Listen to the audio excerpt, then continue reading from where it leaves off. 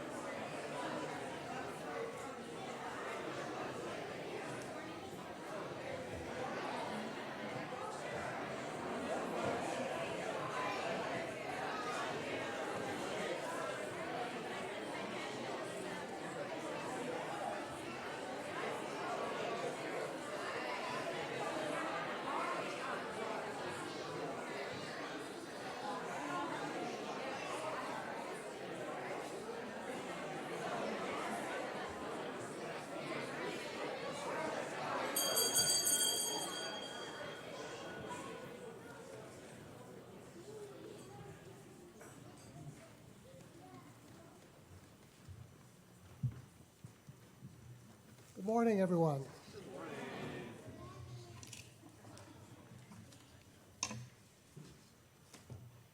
If you don't know me, my name is Martin Newhouse, and I'm Worship Associate this morning. Welcome, everyone, to this morning's service of the Winchester Unitarian Society, a caring religious community devoted to spiritual growth, social transformation, and environmental responsibility. As a welcoming congregation, we affirm the full inclusion of people of all sexual orientations and gender identities. As I've often said, as Unitarian Universalists, our faith does not require us to believe in a dogma, a tenet, or a creed, and among us we believe many different things. We prize freedom of thought and open, honest discussion and questioning, because these, we believe, enrich both our spiritual lives and our work in the community. Indeed, I believe we can still today proudly state, as the very first minister of this society, Richard Metcalf, did over 100 years ago, quote, "We do not regard even the best creed as final. We look for new truths and new statements of old ones. We maintain the unlimited right of free inquiry." But while our faith does not impose any dogma or creed or belief, we recognize that it does call on us to do certain things, and among these we recognize and affirm the inherent worth and dignity of every person. In that spirit, we greet with joy and fellowship all who are gathering with us this morning, both in person and via live streaming. We welcome you all.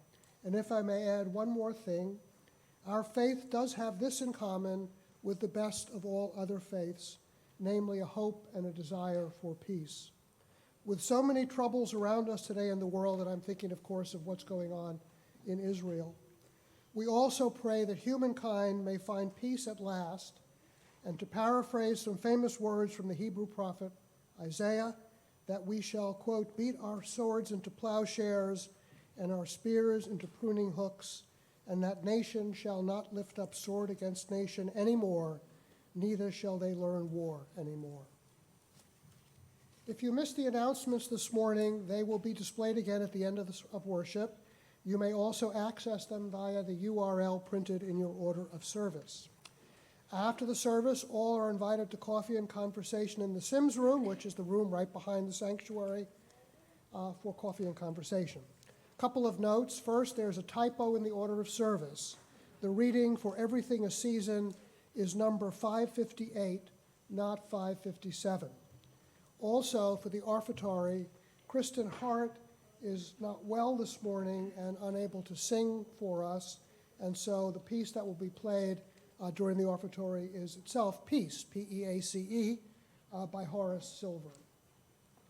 Now I would like to invite Susan Woodward, chair of our membership committee, to make a special announcement about another great opportunity to share in good food and conversation today.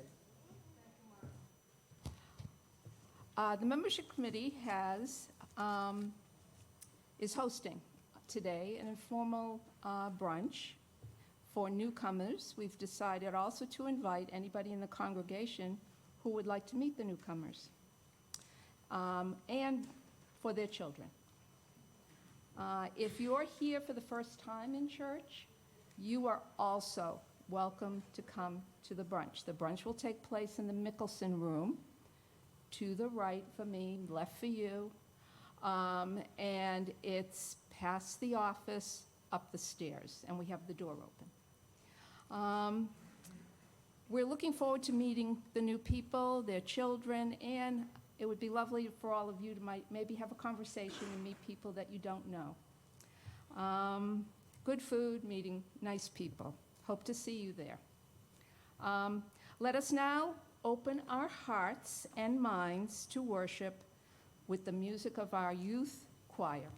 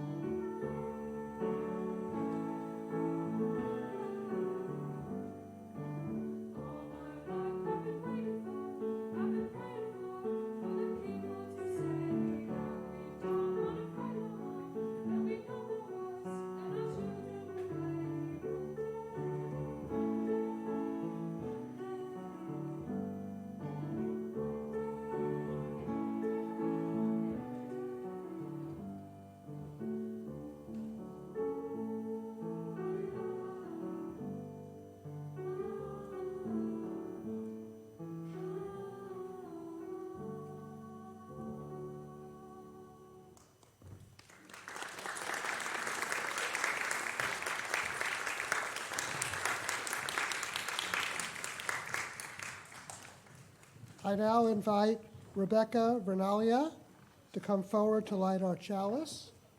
The words for dedication are by Leslie Takahashi.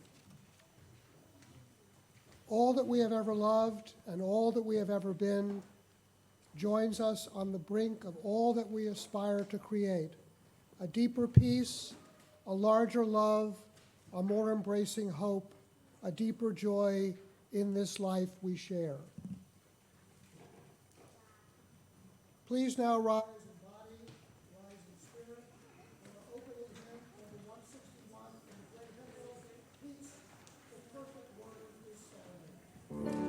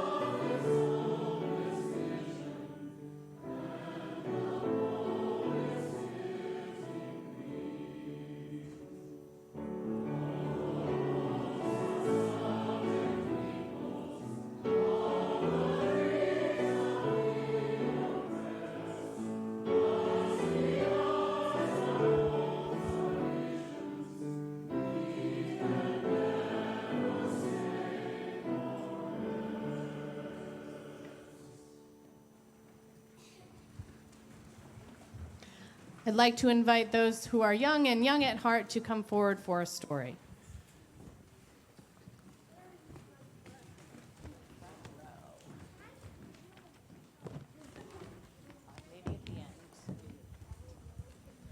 All right, welcome. Look at all of these kids right up front. I don't have any pictures to show you, so I'm going to ask you to make pictures in your mind when I tell you this story. Yes, it's easy to do with a good story, isn't it?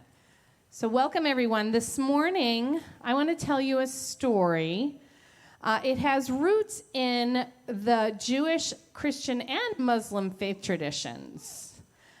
It's about a man named Yunus in the Muslim tradition and Jonah in the Jewish and Christian tradition.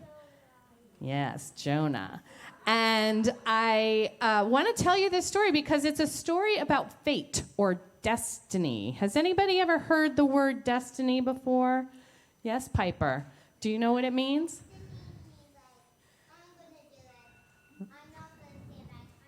Right, it's my destiny. I'm going to do it, right? It often means that someone doesn't really have a choice, right? That it's something that's already determined for someone. Yes, Jeremiah. In one of the books I read, Yeah. they based it on this diamond called the Diamond of Destiny. The Diamond of Destiny. Yes. A piece of star. That sounds like quite a fate for someone, doesn't it? So they took it away. Take away the destiny, really can't save a kingdom. Right. Kingdom Yeah. needs destiny. Right. The destiny is usually about saving something, isn't it? It's usually about a hero's journey. Yes, Ira. Destiny is basically something that somebody has to do. They don't have a choice. Right. Just needed to do it some part They have to do something in some part of their life and they don't have a choice. That is a very good summary of what it means to have a destiny. So this was the case in the story of Yunus or Jonah. who had a really close relationship with his God. I'm going to tell you the Muslim version, which is the version of Yunus, just to be simple. But the stories are very, very similar. There's a little bit of something happens before another thing in one of these stories. But I'm going to tell you the story of Yunus because I just want to keep it simple and not confuse everyone. So Yunus was a citizen of Nineveh. In the Jewish and Christian version, Jonah is a citizen of Israel. So here's the story of Yunus. He lived in Nineveh. Yunus' God said to him, "Tell the people of Nineveh that I'm angry because they aren't treating each other very well. Tell them I said to stop hurting one another." Yunus didn't want to do it. He thought, they won't believe me and they'll just laugh at me. So I don't want to do this thing, even though God is telling me to do it. So he ran away. He got on a ship even. He didn't just like run and hide behind a tree. No. Yunus got on a ship that sailed to Tarshish, which is completely the other direction from Nineveh. Completely away from Nineveh. Yeah, like all the way over there. Yeah. So he thought, all right, if I do this thing, God won't be able to find me. And even if God finds me on the ship, I won't be able to get off the ship. So, God won't be able to do anything about it. Ha, ha, ha. Famous last words. So Yunus gets on the ship and they sail away. And then Yunus' God lets loose a hurricane on the ocean. And the ship is tossed on the seas, tossed back and forth till it's almost about to break apart. And all of the sailors are frightened and yelling and saying, "What should we do?" And they each pray to the gods they believed in to save them. And the storm still tossed them up and down and over and about.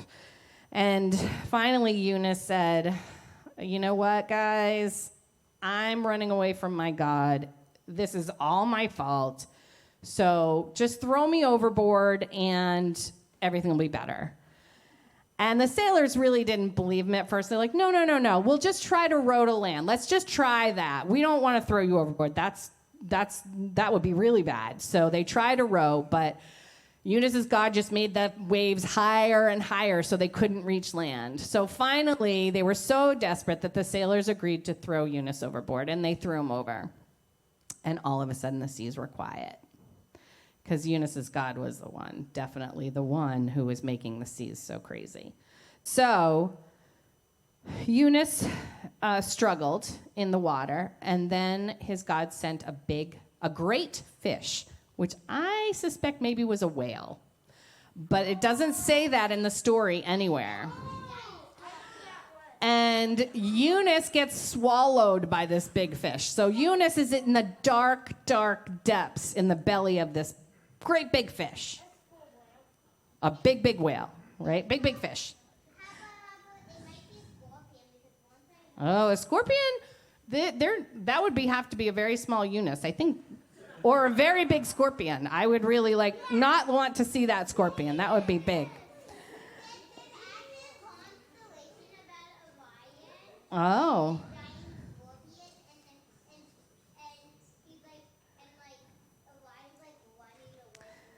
Yes, I would run away from the giant scorpion just like Orion. Okay, let me finish my story about the great big fish, and then we can talk about the scorpion after that. Okay, so he's in the belly of the fish, and he's wondering, what am I doing? What should I do? So he's in there for 3 days and 3 nights, and he didn't know what to do. So finally, he starts praying to his God, and he asks his God for forgiveness. He cries out and asks for forgiveness and for help. And then the mighty fish that he's inside of starts to sing to Yunus' God. And then all of the smaller fish in the sea start to sing to Yunus' God. And then all the creatures of the sea start to sing in praise of Yunus' God, who they called Allah. Imagine all of the creatures of the sea singing to remind Yunus of his destiny to help the people of Nineveh. Can you imagine what a wonderful chorus that must have sounded like? So after Eunice and all of the creatures of the sea ask his God for forgiveness and for help, God has the great fish spit Eunice out onto the land. Yeah, ew. So then as God spoke to Eunice and said, okay, I mean it this time, go to Nineveh. Tell the people to love everyone equally, or I shall have to destroy the city. This time, Eunice is all business. He goes right to Nineveh, and he tells the people what his God said. And the people believed him, and they decided to change. So when Eunice's God saw that the people of Nineveh were really sorry and had, in fact, changed, he decided not to destroy the city. So it was Eunice's destiny or fate to save the people of Nineveh, even though he really didn't want to do it at first. I wonder, have you ever known there was something you should do, but you didn't want to do it? Sometimes you want to do your destiny, don't you? Well, let's just think about that as we go to RE classes. I invite the grown-ups to sing the children and teachers to religious education. The words are in your order of service.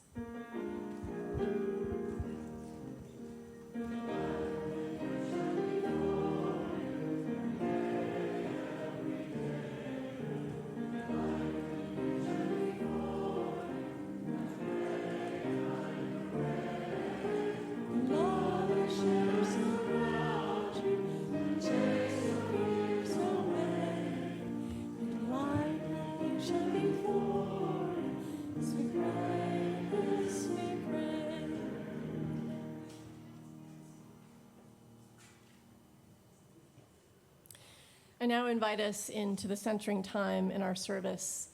We'll begin with a responsive reading from Ecclesiastes. A reminder, this is 558, not 557. You'll find this in our gray hymnal, For Everything a Season.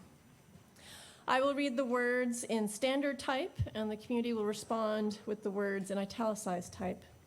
People live streaming at home will see the words appear on your screen.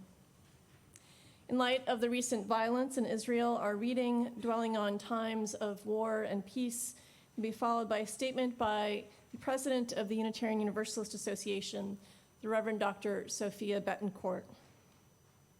After we reflect on her words, all are invited into ritual, kindling of the light, a time to light a candle here or at home, signifying a joy, sorrow, or concern you carry within.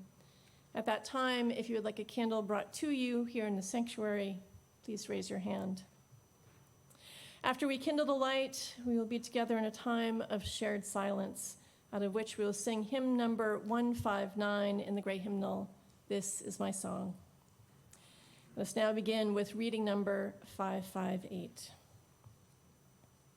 For everything there is a season and a time for every matter under heaven. A time to plant and a time to pluck up what is planted.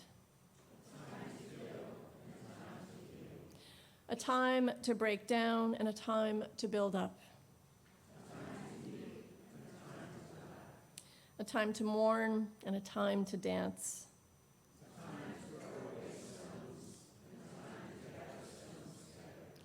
A time to embrace and a time to refrain from embracing. A time to keep and a time to throw away. A time to keep silence and a time to speak. A time for war. This morning, we gather with the knowledge that no matter how much we may hope and pray, that every time is a time for peace. With the ongoing war in Ukraine and the eruption of war in the Middle East, we are living in a time of war. In response, I share these words by our denominational leader, the Reverend Dr. Sophia Betancourt.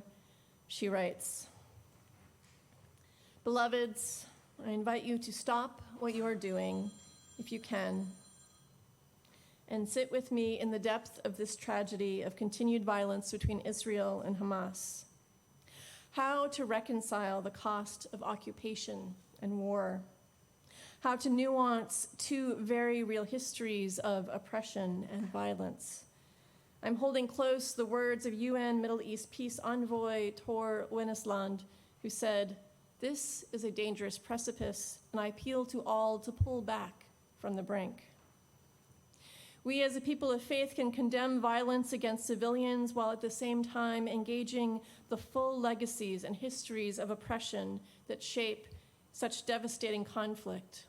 As a faith tradition, Unitarian Universalists have long worked for peace, and our principles and values call for the goal of world community with peace, liberty, and justice for all. At the same time, we have not engaged the tangled issues surrounding Israel-Palestine in community since 2018, and our last engagement resulted in severed relationships and deep pain. I pray for the people of Israel and Palestine. I pray for leaders around the globe who must respond to this latest flare of violence and the untenable ethical considerations that abound. I pray for Muslim and Jewish UUs who experience the impact of this long strife acutely. I pray that those of us less likely to know the trauma of unending brutality and harm will not turn away from generational loss, from the devastating realities and their root causes, or from the relentless tragedy of war and occupation. Be gentle with yourselves when you need to be, but do not turn away unless you must. We are one global family living tenuously on the same human-impacted earth. Let us center ourselves in justice as we call for peace. With this in our hearts and minds, let us now kindle the light.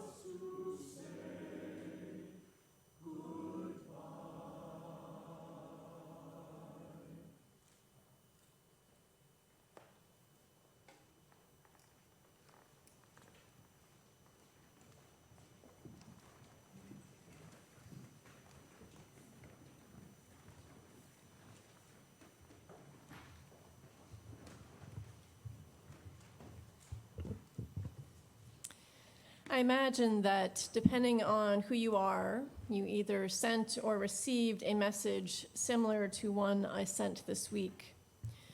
With the horrific news of the violence in Israel, I wrote in a text to one of my colleagues at Temple Shir Tikva, the synagogue in town, "I'm holding you in my heart, in my prayers." This was a simple gesture of interfaith connection and care, but also one of personal concern, as my friend has family living in Israel. A brief exchange of text revealed that the congregation was gathering for a comfort circle that evening. Would I like to come? Knowing the importance of bearing witness and, to be honest, feeling my own heart break with every new report of violence in the Middle East, I knew I couldn't be anywhere else. So along with my colleague, the Reverend Ann Robertson from Crawford Memorial Methodist Church, I joined Rabbi Carrie Bricklin Small, Cantor Beth Levin, and members of the Shir Tikva congregation in their sanctuary that night. The lights low, a circle of lit candles, the chairs arranged in an arc so we could face one another. It was a space set for community healing. We sang, we prayed, we sat in silence, we reflected, and some spoke about what they carried in their hearts. It is not my place to share what was spoken in that sacred circle, but I will say that the reflections were what you would imagine when a community lives with the knowledge that a place they may have called home, a place where friends and loved ones do call home, an ancient spiritual home, is under active attack. There is mourning for the dead and fear for the living, be they citizens or military reservists called into action. And we here in the United States wonder what we should do. I will add that as someone who abhors brutality, no matter the flag of the perpetrator or target, I wonder what we should do in this moment. Anyone who has even a passing knowledge of world history would also imagine, rightly, that reflections about what is happening this week sometimes included ancestral memories. As people spoke of Hamas terrorists, they also spoke of the Nazis and the Cossacks, the compounded grief of the deeply sinful old international story of anti-Semitism.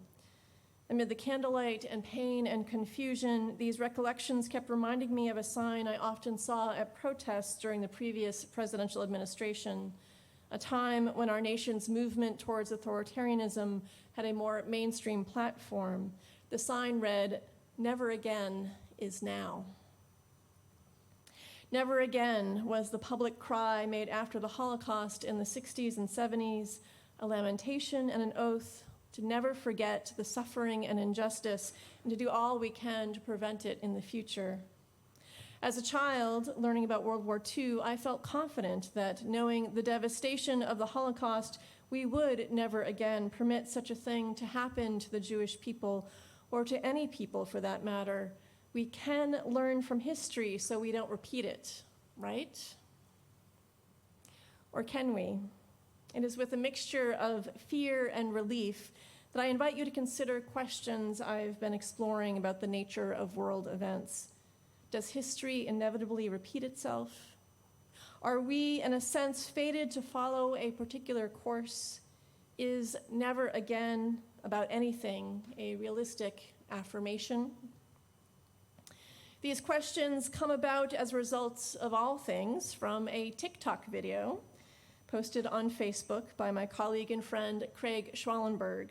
Before TikTok and Facebook, how did ministers come up with subjects for their sermons? Craig added this note to his post of the video. "My father taught it to me as a theory of society, as a swinging pendulum. These authors see it as 80-year history blocks. I've lived long enough and listened to enough stories to know our shared story repeats itself. This video is well worth watching. We are in the last 5 years of a 20-year crisis block. The cycle is going to end and restart soon," he adds, "if we are able to survive it together." What followed was an 8-minute video outlining the ideas of William Strauss and Neil Howe, authors of the book The Fourth Turning. After Strauss died in 2007, Howe continued their shared work, recently releasing his own book, The Fourth Turning is Here. If their theory can be shared in a simple way, it is this: history is not a straight line moving into the future, but a series of cycles with similar trajectories. One cycle is a saeculum, as we would call one cycle of seasons a year.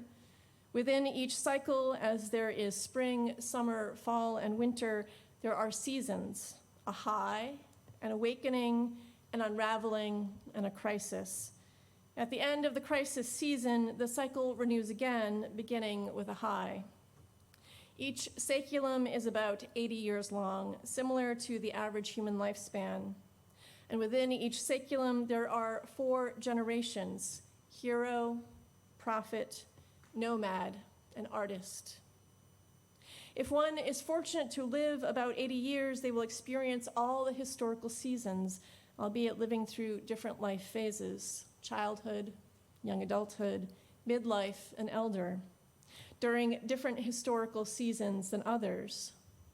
Midlife tends to be when people have the most influence, so there's value in paying attention to which generation is entering midlife in which season.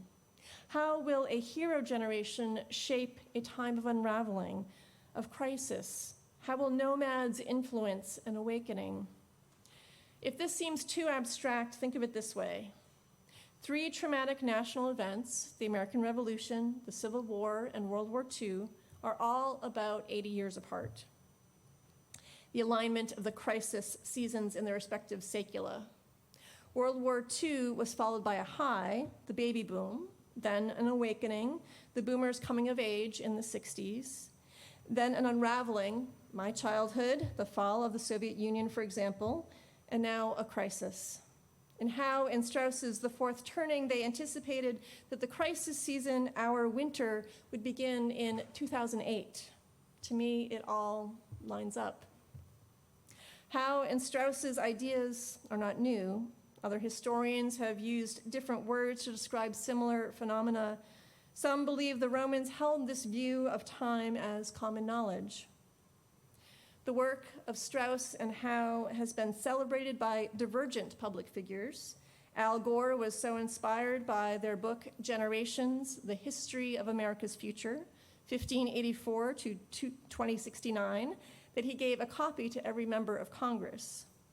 More recently, Steve Bannon has drawn from their theories to speak of a nation unraveling into crisis and to propose a right-wing solution in order to bring about our time of cultural high.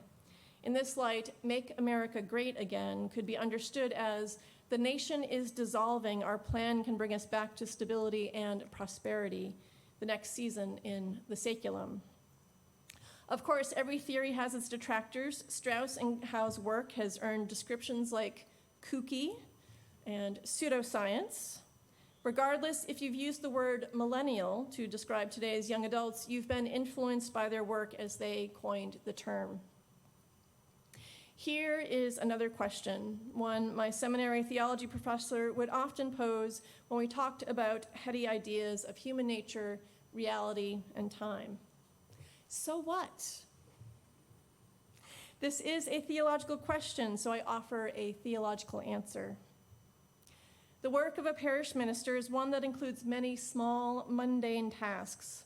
But for 10 to 20 minutes once a week, a minister is charged to stand before their people and to tell the truth.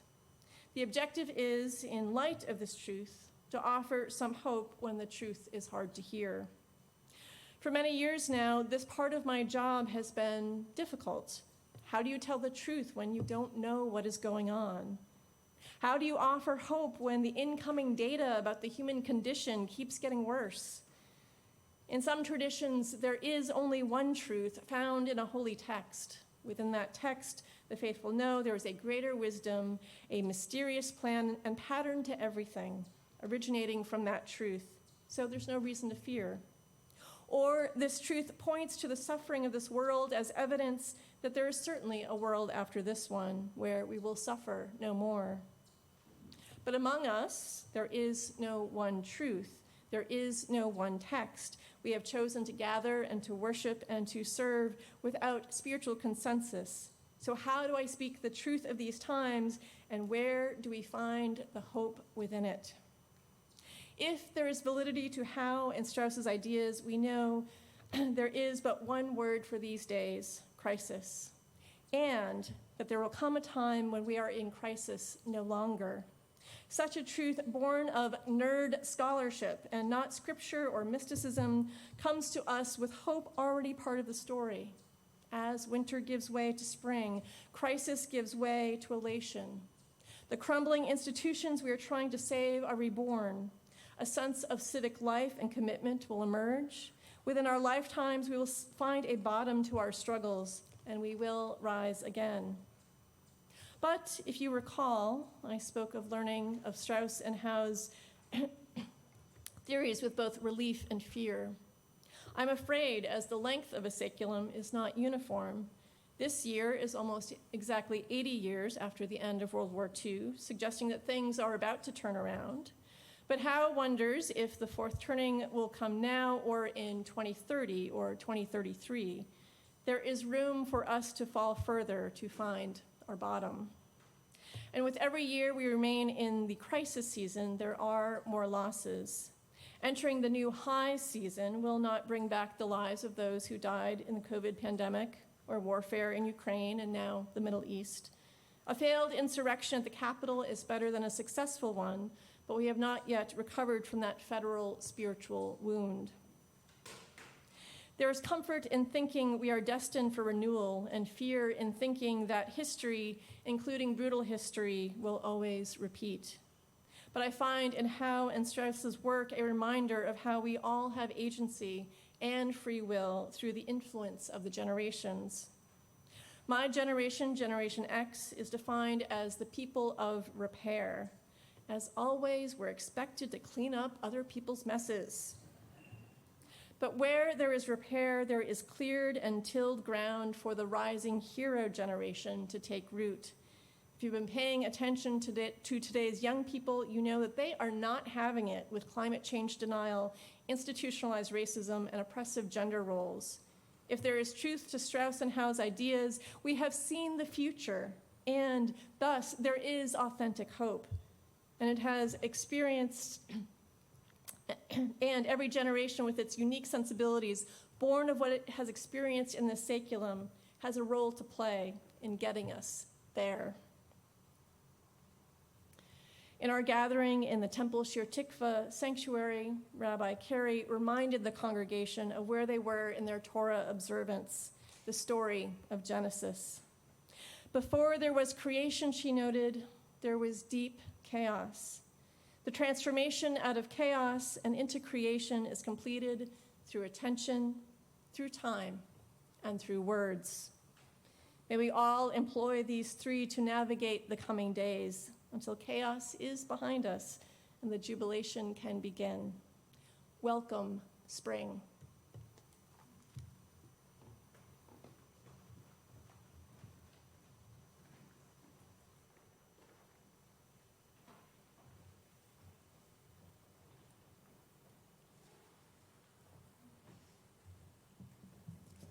One hoped-for goal of our church is to encourage all who gather here to grow more generous in spirit and in action. This indeed is the great end of all the world's faith traditions, to bring we human beings closer to the divine by acts of creation, generosity, and compassion. We now are asked to make an offering that allows us to exercise that all-important generosity of spirit, an offering that will help support this self-supporting church and its many ministries. This morning, we share our gifts with Doctors Without Borders, whose mission is to bring medical care to people affected by conflict, disasters, epidemics, and social exclusion. Here are the different ways you can donate. Those in the sanctuary may give cash, checks, or donate electronically. Text to the number in your order of service, or visit the church website under the Giving page. If you are visiting for the first time, either in person or online, you are our guest. In-person attendees can find a physical visitor card in the pew racks in front of you. Please complete it and put it in the collection plate. Information about how to give online and how to complete the virtual visitor card will soon be shared with live stream attendees through text on your screen. The offering will now be generously given and gratefully received.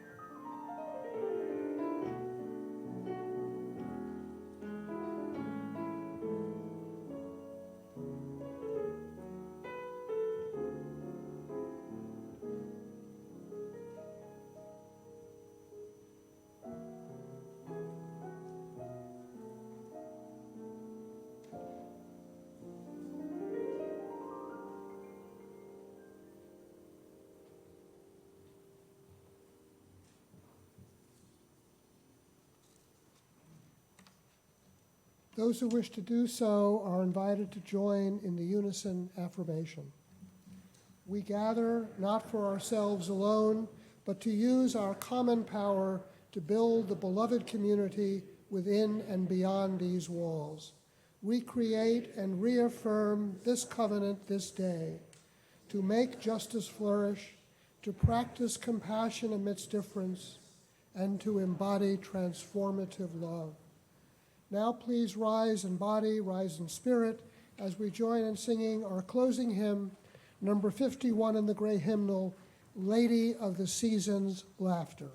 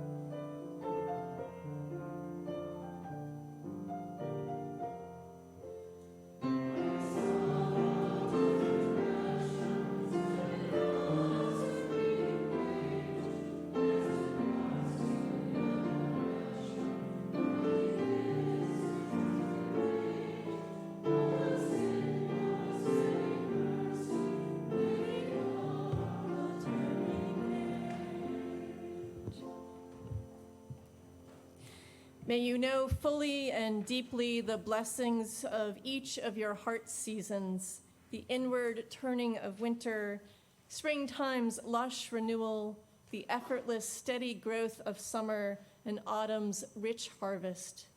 May your passage from each season, season to season, be blessed, eased by hands to hold and by the light of love to guide you on. Go in peace. Amen.